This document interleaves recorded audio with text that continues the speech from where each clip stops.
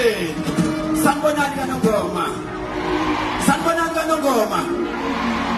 Yabingelela bafowethu. Khona ingoma ubaba ithintile. Uyasho ukuthi ngiyasonta ngiArchbishop noma ngisemncane uNkulunkulu wangibusisa. Before ngikhubeke ngibingelele bantwana amazinyane esilo. Ngibingelela amabutho ahloniphekile ngiyanihlonipha kakhulu bafowethu. Nanoma kuthiwa ngiphakame kanjani kodwa mase ngibona nivunulile yehla ngithobeke. Ngayithanda kakhulu into eniyenza. Nemali befundile bathi amabhesha bawagqoka kodwa isintu nisasithatha nisibeka phambili. Siyabonga lokho kakhulu, ngiyabonga kakhulu ngibingelela umndeni kababa uMgiliji nobaba uMgiliji la alele khona uyabona ukuthi ngikhona.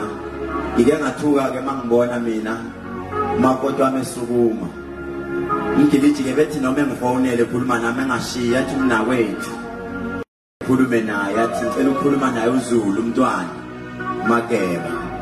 So bazalwane mangimbone ephithizela namhlanje la ekhaya kuyangijabulisa kakhulu. Ngithandile mangibona kuthiwa namaNazaretha akhona. Ngiwakhonzile ke amaNazaretha noma ngiyisayoni kodwa ngiwakhonzile. Ngithanda le ngoma yabo noma ngayazi kahle ethi amathalente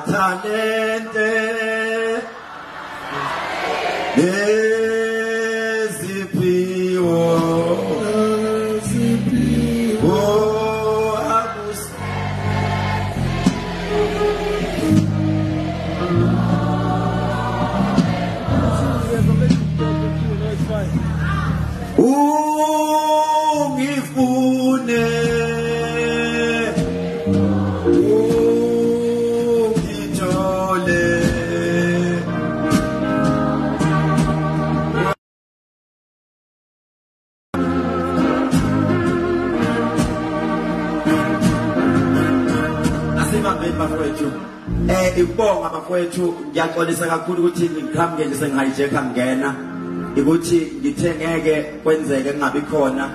Nginomcimbi nginenkonzo enkulu kakhulu eThekwini eCharlesfontein njengamanje ngiphuthuma khona kodwa ukuba khona kwami ngizobonga kakhulu iDr K Funeral Service i-team esisebenza nayo, team yeband yami nginayo lana ngihlukanise phakathi ukuthi mayibuye futhi ngapha sound efikile.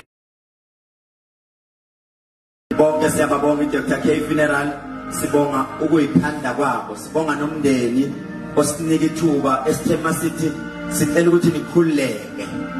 Khululekani ngisho kanjalo ngathi ngiyodela konke nginakho. Angifune nesenti, angifune lutho, sizokwenza lokhu ngenhliziyo emhlophe. Who knows, maybe ubaba uMgiliji onike inhlanhla lapha khona. Futhi sibe sizamile ukwenza ukuthi kube sezingeni leli kade sifuna ukuthi libe khona. Ngiyabonga kakhulu bafowethu, uNkulunkulu azanibusise kaNongoma. Futhi lihlale nazi ukuthi ngiyanithanda ngendlela eyisimanga. Siyazi ukuthi abantu abaningi bayasimamela nongizwe emsakazweni kwiVuma FM njalo ekuseni ngo4 o'clock.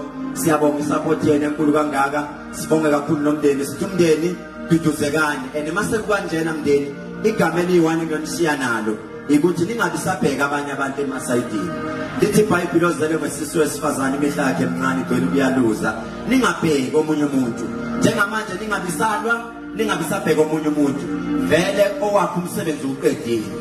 Bese kusele nina manje ngoba mhlawumbe ningalwa kanti niyambambezela. Ningabisalwa njengamanje, ngiyanicela nibambane kakhulu kunakuqala. Amagama engizonishiya nawo ningambheki umakhelwane, ningambheki uSisi, ningambheki ubhuti, ningambheki ningabalaleli abaprofeti ngoba zizofika inyanga zithi nibona kwenzeke kanjena usibani nosibani nize ningayithathi leyo nto. Kodwa kunalokho niqhubeke nibambane.